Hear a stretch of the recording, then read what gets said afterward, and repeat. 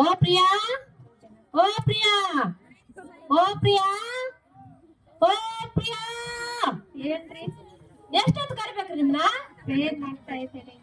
ಏನ್ prayer prayer ಅಂತ ಯಾವಾಗ ನೋಡಿದ್ರ? ಏನಿಲ್ಲ ಪ್ರೇಯರ್ ನಮ್ಮ ಕುಟುಂಬದ ಬಗ್ಗೆ ಎಲ್ಲ ಪ್ರೇಯರ್ ಪ್ರೇಯರ್ ಅಂತ ಎಲ್ಲ ಹಾಳು ಮಾಡಿ ಹಾಕ್ಬಿಟ್ಟಿದೆ. ಯಾವಾಗ್ಲೂ ಪ್ರೇಯರ್ ಪ್ರೇಯರ್ ಅಂತ ಏನ್ ಮಾಡ್ಬೇಕು ನೀನ?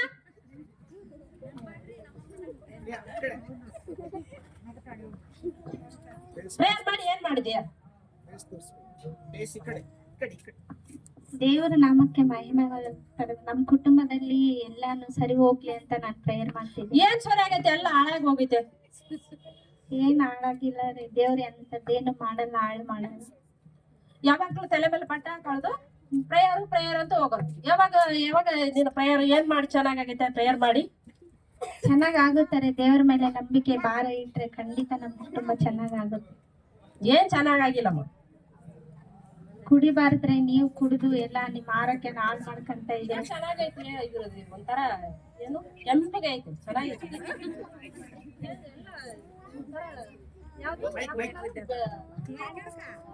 ಕೆಂಪು ಕಲರ್ ಐತಿ, ಚೆನ್ನಾಗೈತಿ. ಇದೆ ಚೆನ್ನಾಗಿರ್ತ ಇದು ಕುಡ್ದ. ಏನ್ ಸುಖ ಇದ್ರಲ್ಲೇ ಸುಖ ಇರೋದು. ಅದ್ರಲ್ಲಿ ಏನ್ ಸುಖ ಇದ್ದಾರೆ, ಅದ್ರಲ್ಲೆಲ್ಲ ಬಿಟ್ಟು ಬಿಡ್ಬೇಕು, ಅದೆಲ್ಲ ಕುಡಿಬಾರ್ದಂಗೆ. ಅದೇ ಹಂಗ ಬಿಡಕ್ಕಾಗತ್ತ? ನಮ್ ಕುಟುಂಬ ಎಲ್ಲ ಅದ್ರಿಂದಾನೇ ಹಾಳಾಗುತ್ತಾರೆ. ಅದೇ ಹೆಂಗ ಹಾಳಾಗತ್ತ? ನಾವು ನಿದ್ದೆ ಬರಲ್ಲ ಇದು ಕುಡಿದಿಲ್ಲ ಅಂತ.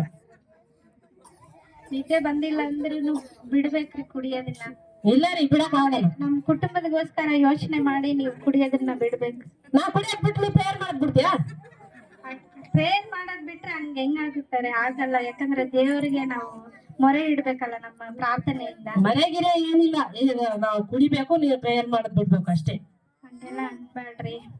ಇಲ್ಲ ರೀ, ಪ್ರೇಯರ್ ಮಾಡಕ್ ಬಿಡ್ಬೇಕು ಅಷ್ಟೇ.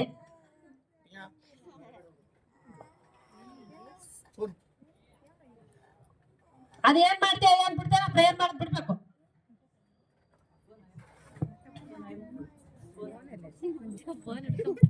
ತಗೋ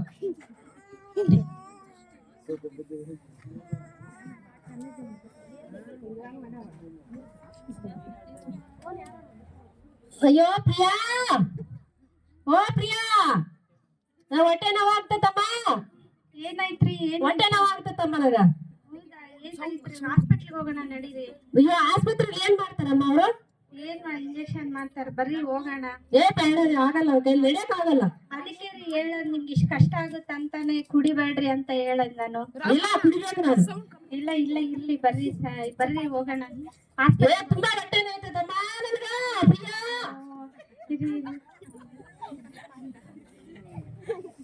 ಹಲೋ ಹಲೋ ಅಷ್ಟೇ, ನಮ್ಮ ಮನೆಯವ್ರಿಗೆ ತುಂಬಾ ಸೀರಿಯಸ್ ಆಗಿದೆ ಸರ್. ಒಂದ್ಸತಿ ಮನೆಗ್ ಬಂದು ಪ್ರೇಯರ್ ಮಾಡಿ ಹೋಗ್ರಿ ಸರ್. ಸರಿ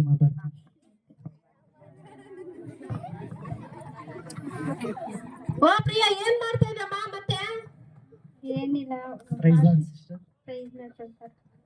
ನೀವು ಯಾರಮ್ಮ ಬಂದಿದಾರ? ನಿಮ್ಗೆ ಹುಷಾರಿಲ್ಲ ಅಂತ ನನ್ಗೆ ಫೋನ್ ಮಾಡಿ ಕರ್ದೇರಿ. ಅವ್ರು ಸರಿ ಮಾಡ್ಬಿಡ್ತಾರಾ? ಅವ್ರು ಸರಿ ಮಾಡಲ್ಲ, ನಮಗೋಸ್ಕರ ದೇವ್ರ ಹತ್ರ ವಿಜ್ಞಾಪನೆ ಮಾಡ್ತಾರೆ, ಪ್ರಾರ್ಥನೆ ಮಾಡ್ತಾರೆ. ನೋಡೋಣ. ನಿಮ್ಮ ಆರೋಗ್ಯ ಹೇಗಿದೆ? ಹೊಟ್ಟೆ ನೋವಾಯ್ತ್ರಿ ತುಂಬಾ. ಅದಕ್ಕೆ ನಾವು ಲೋಕ ರೀತಿಯಲ್ಲಿ ಯೋಚನೆ ಮಾಡಿದ್ರೆ ಕುಡಿಯೋದು ಬಿಡಬೇಕು. ನೀವು ಕುಡಿಯೋದು ಬಿಟ್ರೆ ನಿಮ್ಮ ಆರೋಗ್ಯ ಚೆನ್ನಾಗಿರುತ್ತೆ, ನಿಮ್ಮ ಕುಟುಂಬ ಚೆನ್ನಾಗಿರುತ್ತೆ. ದೇವ್ರದಲ್ಲಿ ನೀವು ಬರಬೇಕು, ನಿಮ್ಮ ಮನಸ್ಸು ಮಾಡಿಸ್ಕೊಂಡು ನೀವು ಬಂದ್ರೆ ನಿಮ್ಮ ಕುಟುಂಬ ಕಟ್ಟಲ್ಪಡುತ್ತದೆ, ನಿಮ್ಮ ಆರೋಗ್ಯ ಚೆನ್ನಾಗಿರುತ್ತೆ. ನೀವು ಕುಡಿದು ನಿಮ್ಮ ಆರೋಗ್ಯ ನೀವು ಹಾಳು ಮಾಡ್ಕೊಂಡ್ರೆ ನಿಮ್ಮ ಕುಟುಂಬ ಬೀದಿಯಲ್ಲಾಗುತ್ತೆ. ನಿಮ್ಮ ಮಕ್ಕಳು, ನಿಮ್ಮ ಹೆಂಡತಿ, ನಿಮ್ಮ ಕುಟುಂಬ, ಅವ್ರ ಪರಿಸ್ಥಿತಿ ಏನಾಗುತ್ತೆ ಒಂದ್ಸಲ ನೀವು ಯೋಚನೆ ಮಾಡಬೇಕು. ಏನ್ ಯೋಚನೆ ಮಾಡಿದ್ರಿ? ಎಲ್ಲ ಹೊಟ್ಟೆ ನೋವಾಗಿದೆ, ಏನ್ ಮಾಡ್ಬೇಕು?